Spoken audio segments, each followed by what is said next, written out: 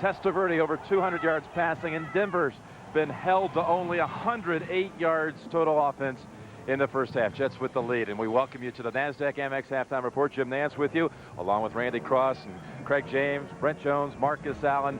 And, you know, we were expecting a shootout here at the OK Corral. Instead, we got the Broncos shut out here in the first half. That's a stunner, Randy. It's sort of like some of the things we talked about in the pregame show, Jim. This is the Jets' pace of play. The Broncos are really off their game right now.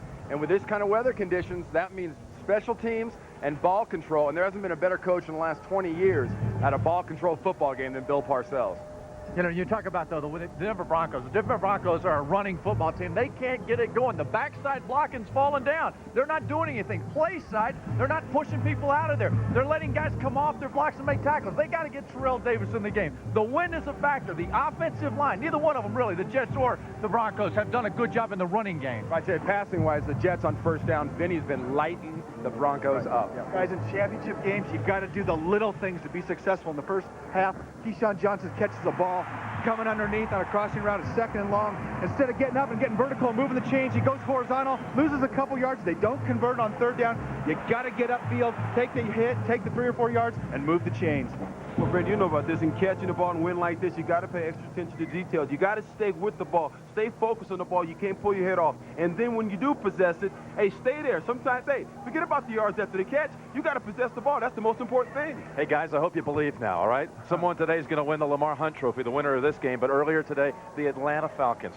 What a stunning performance as they defeat the Minnesota Vikings and advance to the Super Bowl for the first time in franchise history. Minnesota hosting the NFC title game for the first time since 1976. Down a quick 7, but here comes Cunningham and Randy Moss, not Randy Cross, by the way. Moss with the fingertip grab, and later in the fourth quarter, there's Carl Eller watching. This could have iced it. He had not missed all year, but Gary Anderson from 38 yards missed by a foot. Chandler tied it with a touchdown pass in the OT. Morton Anderson from the same spot. The hole from the near side hash. Here's the placement. The kick, high, end over end. It's gone, and the Falcons are going to the Super Bowl.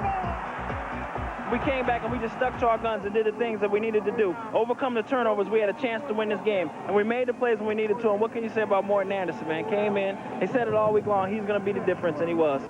And what can you say about Chris Chandler? Just an absolute stunning performance by this team overall, and he was special. Hey, you live in Atlanta. What's going on down there with this Falcon team, Randy? Well, you know, 98's been the year of kind of the feel-good story in sports. Rankin Smith dies. The team gets a little down and depressed. Dan Reeves has the open heart surgery. The team rallies behind him. The magic they've had all year long with Jamal Anderson and Chandler. You can't feel better for an organization than you feel for them right now. This has been one of the best years the NFL has seen in a long time, and it just keeps getting better. It really is an amazing story, and now he becomes, does Dan Reeves, just the third coach to take 2 different franchises to a Super Bowl, joining Shula and Bill Parcells, who's going for a 3rd today. All right, we're now pleased to be joined by none other than Joe Willie Namath from his home in Florida. Hey there, Joe. I know you've been watching this first half with just great interest. Your impressions on the Jets play in the first half? Well, first of all, I was happy to see those Jet fans dressed out there amongst all those Bronco fans, all right? Secondly, Bill Parcells has his team prepped. I mean, the defense to shut down that Denver Bronco offense this first half has been remarkable. The offensive line, Randy Cross, of the New York Jets has given great pass protection.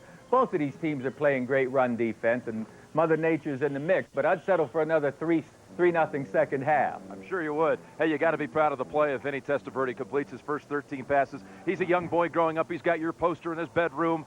You are his boyhood idol, and you spoke to him just about a week ago. Tell me your impressions of Vinny and about your meeting with him.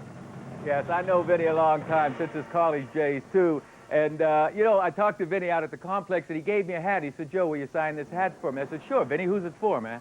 He says, well, it's for me.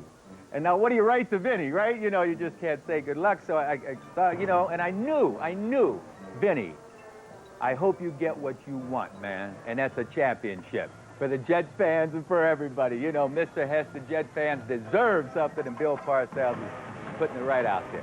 Well, they're maybe just 2 quarters away from winning the AFC championship. How about a prediction here, what we're going to see in the second half? Well, I think you're going to see the Jets still continue to run the same type offense. You know, we've given the ball over. We dropped it a few times, too, on passes.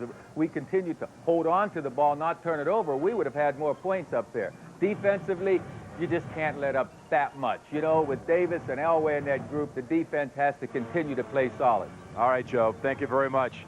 Great to visit with you. Joe Namath from his home down in Florida with the Super Bowl going to Florida just 2 weeks away. Will the Jets be there? We know Atlanta will be.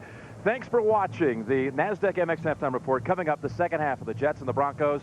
Again, the winner goes to Super Bowl 33. We'll be rejoining Greg and Phil in just a moment.